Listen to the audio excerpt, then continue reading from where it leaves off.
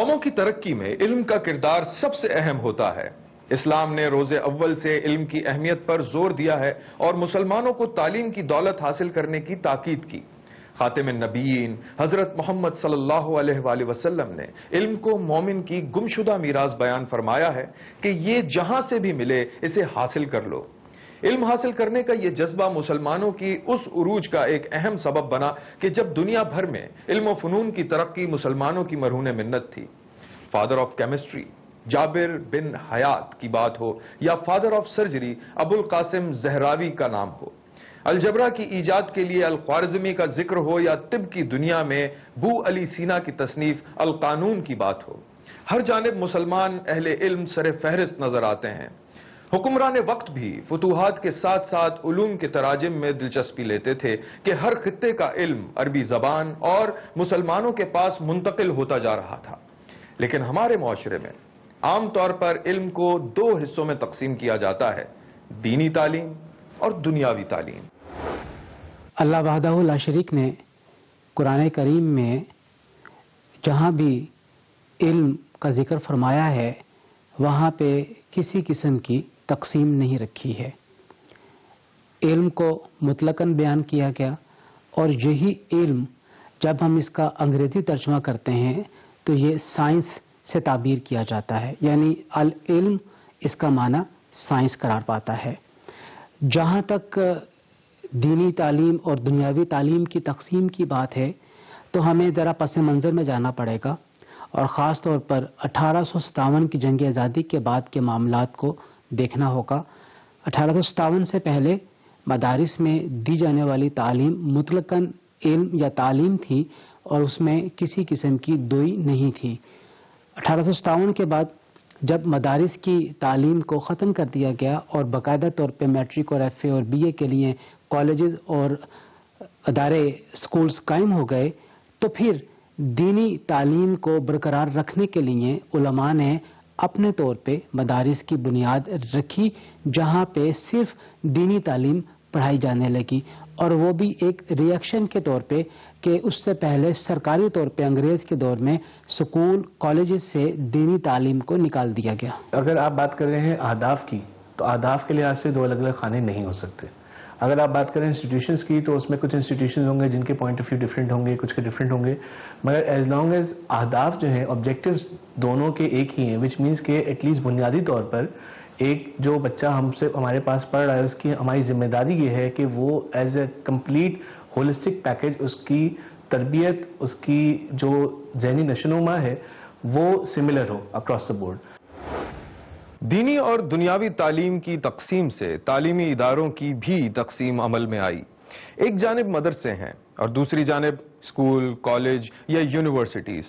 School سے university تک تعلیم حاصل کرنے والے طلبہ ڈاکٹر، انجینئر، اکاؤنٹنٹ اور دیگر شعبوں کے ماہر کہلاتے ہیں، جبکہ مدارس میں تعلیم حاصل کرنے والے حفظ یا درس نظامی کی سند حاصل کرتے ہیں۔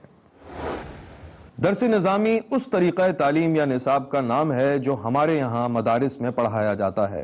اس نصاب کے مطابق تعلیم مکمل کرنے والے کو عالم کہا جاتا ہے۔ کوئی اسکالر علم و فضل کی جس حد کو بھی چھو لے، دینی حلقے اس کو اس وقت تک عالم ماننے کے لیے تیار نہیں ہوتے جب تک وہ خود کو درس نظامی کا طالب علم ثابت نہ کر دے۔ عربی زبان و ادب اور گرامر، منطق و فلسفہ، قرآن و حدیث، ترجمہ و تفسیر، فقہ و علم الکلام و دیگر علوم پر مشتمل یہ مروجہ کورس تقریباً تمام مکاتب فکر میں رائج ہے۔ درس نظامی کی جب آپ بات کرتے ہیں تو ہم دو پرسپیکٹوز کی بات کر رہے ہیں۔ ایک ہوتے ہیں وہ درس نظامی جو کہ جنگ آزادی 1857 کے بعد جو رائج ہوا اور جو اب جسے ہم درس نظامی کہتے ہیں۔ ایک وہ درس نظامی ہے جو اس سے پہلے مسلمانوں کے ہاں پڑھایا جا رہا تھا۔ تو اگر میں کنٹمپریری درس نظامی کی بات کروں جو اس وقت رائج ہوا، وہ ایک ڈیفنس میکانزم تھا، اور وہ ڈیزائن اس لیے تھا کیونکہ انگریزوں کے دور میں، انگریزوں کے آنے کے بعد دفتری زبان چینج ہو گئی، فارسی پہلے تھی، فارسی کی جگہ انگریزی نے لے لی، ایجوکیشن جو ہے وہ تھوڑی سی سیکولرائز ہو گئی، تھوڑی سی کرسچنائز ہو گئی، اور اس میں ہوا یہ کہ جو دینی علوم تھے ان کو پڑھانے کا کوئی طریقہ نہیں رہا۔ تو مدارس اسپیسیفکلی اس لیے قائم کی گئے کہ ان علوم کی پڑھائی اور ان چیزوں کی پڑھائی جاری رکھی جائے. اس کی وجہ یہ ہے کہ ہمارا سارا علمی ذخیرہ جو ہے وہ انہی لینگویجز میں اور اسی چیزوں میں ہے. اگر وہ لینگویجز ختم ہو جائیں, ان کی پڑھائی ختم ہو جائے, تو آپ فوراً کے فوراً جو ہے امیڈیٹلی کٹ ہو جاتے ہیں اپنے اس ورثے سے, وچ مینس کہ آپ اپنے دین سے پورے کے پورے کٹ ہو جاتے ہیں. اس نصاب کے مرتب کرنے کا جو بنیادی مقصد یہ تھا کہ ایسے افراد اور رجال کار کی تیاری ہو سکے جو دینی علوم میں بھی مہارت رکھتے ہیں اور اس کے ساتھ ساتھ علم ریاضی, حساب, ہندسہ جو اس وقت کی انجینئرنگ کہلاتی تھی, اور وہ ضروری علوم جو کسی بھی معاشرے کے معاملات کو چلانے کے لیے لازمی ہیں, ایسے افراد کی تیاری اس نصاب کے ذریعے سے ہو جائے. درس نظامی کا آغاز کب ہوا, اس کے بارے میں مختلف نظریات پائے جاتے ہیں. ایک رائے یہ ہے کہ اس کا تعلق مدرسہ نظامیہ بغداد سے ہے, جہاں مسلمانوں کے دور عروج میں اس نصاب کی تیاری کا کام سر انجام دیا گیا, اور اس کو نظام الملک توسیع سے منسوب کیا جاتا ہے. نظام الملک 11ویں صدی عیسوی میں الپ ارسلان کے دور حکومت میں دربار کی سب سے ممتاز اور طاقتور شخصیت تھی. نظام الملک نے مسلمانوں کے تدریسی نظام کے فروغ کو ایک تحریک کی شکل دی. مدارس کی پرشکو عمارات اور دارالاقامے قائم کیے گئے, جس کی وجہ سے اس شعبے میں نظام الملک ہمیشہ کے لیے ناقابل فراموش ہو گیا. گویا دینی تدریس یا مدارس کے لیے نظامیہ کا لفظ کم و بیش 1000 سال پرانا ہے, جس کے ساتھ مدرسے کا بنیادی تصور اور اس کے نمایاں خد و خال وابستہ ہیں. نظام الملک توسی جو ہیں وہ بڑے مشہور وہ گزرے ہیں, سلطان الپ ارسلان کے ساتھ تھے, اور انہوں نے اس وقت جو ہے نا وہ مدارس کا سسٹم قائم کیا جسے نظامیہ کہا جاتا تھا. امام غزالی نے بھی اسی سسٹم سے پڑھا ہے, مگر جو ہمارے یہاں جسے درس نظامی کہتے ہیں وہ اور یہ ایک چیز نہیں ہے. سسٹم جو ہے وہ تو اسی طرح رہا ہے, مگر درس نظامی جو ہے وہ ایک بزرگ ہے ملا نظام الدین سہالوی صاحب رحمہ اللہ. یہ لکھنؤ میں انہوں نے ایک مدرسہ قائم کیا جسے کہتے ہیں فرنگی محل. ملا نظام الدین 1677 میں لکھنؤ کے نواح سہالی میں پیدا ہوئے. اورنگزیب عالمگیر نے اس خاندان کی علمی خدمات سے متاثر ہو کر لکھنؤ میں فرنگی محل کا علاقہ ان کو عطا کر دیا تھا. ملا نظام الدین سہالوی معتبر عالم دین, فقیہ, فلسفی, شارع اور ایک ممتاز مدرس تھے. درس نظامی کے نام سے جو نصاب آج تمام مدارس عربیہ میں رائج ہے وہ انہی کی یادگار ہے. انہوں نے اس دور میں پڑھائی جانے والی کتابوں کو حتی الامکان جمع کرنے کی کوشش کی. درس نظامی میں 13 موضوعات کی تقریباً 40 کتابیں پڑھائی جاتی ہیں. اورنگزیب عالمگیر کا جیسے میں نے آپ سے عرض کیا, انہوں نے جو ہے وہ مولانا نظام الدین سہالوی کو جو ہے وہ جگہ بھی دی, ان کی سرپرستی بھی کی, اور ان کو وہ آزادی دی کہ وہ اس نظام کو پراپرلی مرتب کر سکیں, پھر اس نظام کو نافذ بھی کیا گیا.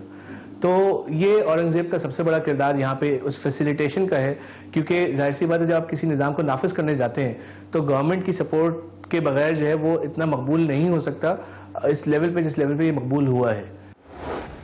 مغل بادشاہوں اکبر, شاہ جہان اور عالمگیر کے عہد میں جن علماء نے علوم کے فروغ میں نمایاں خدمات انجام دیں ان میں ملا عبدالحکیم سیالکوٹی, حکیم فتح اللہ شیرازی, عبدالسلام لاہوری, ملا قطب الدین سہالوی اور ان کے فرزند ملا نظام الدین قابل ذکر تھے. سر سید احمد خان نے بھی تہذیب الاخلاق میں نظامیہ سلسلہ تعلیم کے عنوان سے ایک مضمون تحریر کیا جس میں انہوں نے 20 علوم اور ان کے لیے پڑھائی جانے والی کتب کی فہرست درج کی ہے, اور مجموعی طور پر تبصرہ کرتے ہوئے وہ لکھتے ہیں, ہم مختصر طور پر اس سلسلہ تعلیم کا ذکر کرتے ہیں جو بالفعل ہندوستان کے مسلمانوں میں رائج ہے اور سلسلہ نظامیہ کہلاتا ہے. مقصود ہمارا اس کے بیان سے صرف اتنا ہے کہ لوگ اس بات پر غور کریں کہ بلحاظ حالات اور علوم مروجہ زمانہ حال کے آیا یہ سلسلہ اور طریقہ در حقیقت کافی اور مفید ہے یا اس میں کچھ تغیر و تبدل کی ضرورت ہے. مدارس کے نصاب کو درس نظامی کا نام دینے سے کچھ لوگوں کو یہ غلط فہمی ہوتی ہے کہ یہ نصاب ہو بہو 12ویں صدی ہجری کا ہے.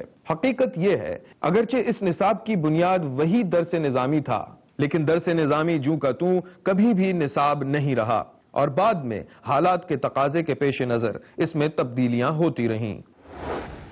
درس نظامی کی متعدد کتابوں کو بالکل نکال کر دوسری کتابوں کا اضافہ کیا گیا ہے، جبکہ بہت سے موضوعات کی کتابوں کو بدل دیا گیا ہے۔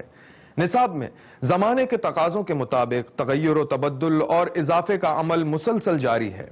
علوم دینیہ کے ساتھ عصری علوم اور معاشی ضرورتوں کا بھی لحاظ رکھا جا رہا ہے۔ شعبہ کمپیوٹر، شعبہ انگریزی اور شعبہ صحافت اسی مسلسل عمل کا ایک حصہ ہیں۔ جب ہم درس نظامی کے موجودہ نصاب کی بات کرتے ہیں تو کم و بیش 13 سے زائد علوم آج کل درس نظامی کے اس نصاب میں شامل ہے، جس کی ابتدا قرآن، حدیث اور فقہ، اصول فقہ۔ قرآن و حدیث اور فقہ کو سمجھنے کے لیے عربی زبان کی گرامر جو کہ صرف اور نحو پر مشتمل ہے، اس کے ساتھ ساتھ اب عربی ادب کا بھی ایک حصہ درس نظامی کے نصاب میں شامل ہے۔ ان بنیادی علوم کے ساتھ ساتھ وہ علوم جن کا تعلق فلسفے کے ساتھ ہے، علم کلام کے ساتھ ہے اور علم بلاغت کے ساتھ ہے، وہ بھی درس نظامی کے نصاب میں شامل ہے۔ ایک تو وہ درس نظامی ہے جو ہم 8 سال کا کورس کہتے ہیں، اور ایک اس سے پہلے کا ہے جو کہ ہم بچے کو قرآن حفظ سے یا تجوید سے لیتے ہیں۔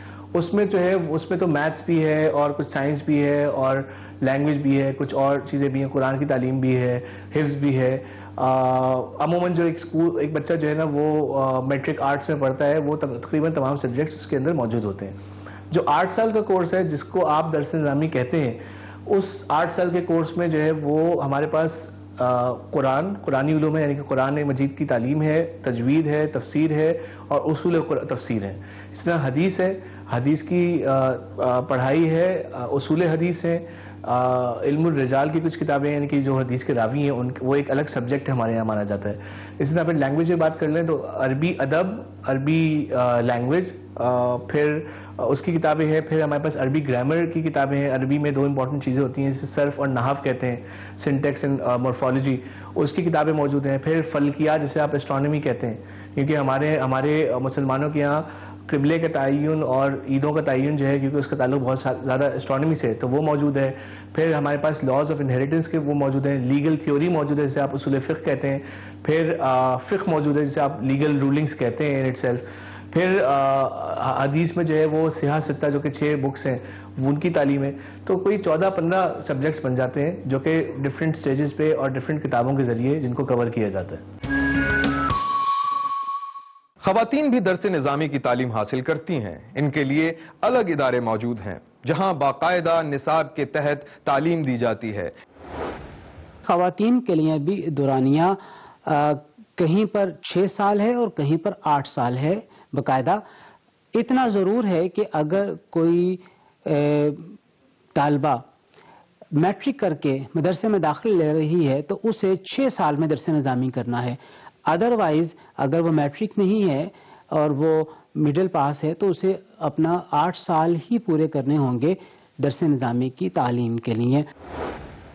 درس نظامی مکمل کرنے والوں کے لیے بھی کانوکیشن کی طرز پر ایک تقریب کا انعقاد کیا جاتا ہے جسے عام طور پر جلسہ دستار فضیلت کا نام دیا جاتا ہے۔ اعداد و شمار کے مطابق پاکستان میں ہر سال ہزاروں طلبہ درس نظامی سے باضابطہ فراغت کی سند حاصل کرتے ہیں۔ موجودہ دور میں درس نظامی کے بورڈ تنظیم المدارس، وفاق المدارس، رابطۃ المدارس، وفاق المدارس السلفیہ، وفاق المدارس الشیعہ کے نام سے پاکستان بورڈ سے منسلک ہیں، جس کی سند کو یونیورسٹی گرانٹس کمیشن نے ایم اے عربی اور ایم اے اسلامیات کے مساوی قرار دیا ہے۔ پچھلے 2-3 سال سے کراچی یونیورسٹی کی ایم اے اسلامیات کی ڈگری ملتی ہے یا وفاقی اردو بورڈ کی ملتی ہے۔ اس کا پروسیس بہت سمپل سا ہوتا ہے، آپ جاتے ہیں، اپنی ایکولنس دیتے ہیں، وہ آپ کو جو ہے آپ کے کورسز دیکھتے ہیں، اسی کے لحاظ سے جو ہے آپ کو ایکولنس دے دیتے ہیں۔ تو وہ پروسیس ہوتا ہے اور وہ پچھلے 2-3 سال سے 2021 سے نہیں ہے، وہ پچھلے 2-3 سال سے جو ہے وہ ہو رہا ہے۔ بٹ وہ کراچی یونیورسٹی کیونکہ انڈیویجول ڈگری ایوارڈنگ انسٹیٹیوٹ ہے تو وہ اپنی یونیورسٹی کا دونوں کا الگ الگ پروسیس ہے، کراچی یونیورسٹی کا الگ ہے، فیڈرل یونیورسٹی کا الگ ہے، مگر بنیادی طور پہ ایکولنس مل جاتی ہے۔ جب سے ایچ ای سی نے یہ بات اور یہ فیصلہ کر لیا ہے کہ اب اے ڈی پی کی ڈگری جو کہ بی اے لیول کی ہے وہ ہوگی اور جو ایف اے کے بعد تعلیم کا دورانیہ ہے ڈگری کے حصول کے لیے وہ 4 سال پہ مبنی ہوگا، جس کے بعد بی اے آنرس کی ڈگری دی جائے گی، تو پھر مدارس کے لیے یہاں پہ پرابلم پیدا ہو گئی ہے کہ مدارس کی آخری ڈگری ایم اے کے برابر ہے اور ایچ ای سی نے اب ایم اے کو ختم کرنے کے اندیے کا اظہار کر لیا ہے.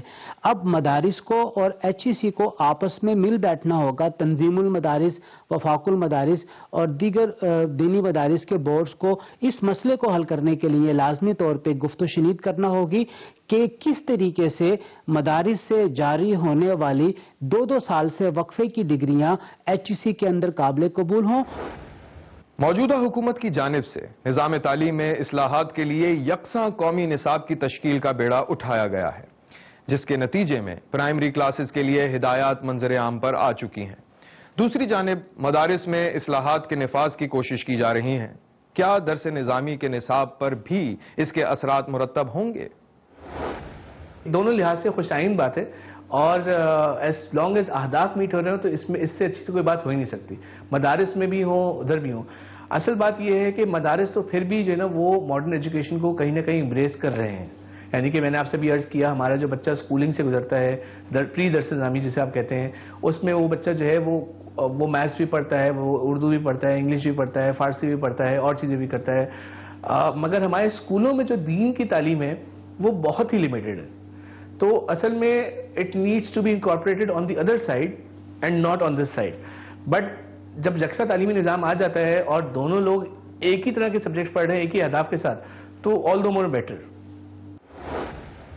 مدارس اپنے نصاب میں تبدیلی کے بعد جدید علوم کو شامل کر رہے ہیں، جبکہ اسکول، کالج اور یونیورسٹیز میں قرآن و حدیث کو نصاب کا حصہ بنایا جا رہا ہے، جس سے یہ امید ہے کہ بیک وقت دینی اور جدید علوم میں مہارت حاصل کرنے والے طالب علم ایک مرتبہ پھر مسلمانوں کے عہد زرعی کی یاد تازہ کرنے میں کامیاب ہوں گے.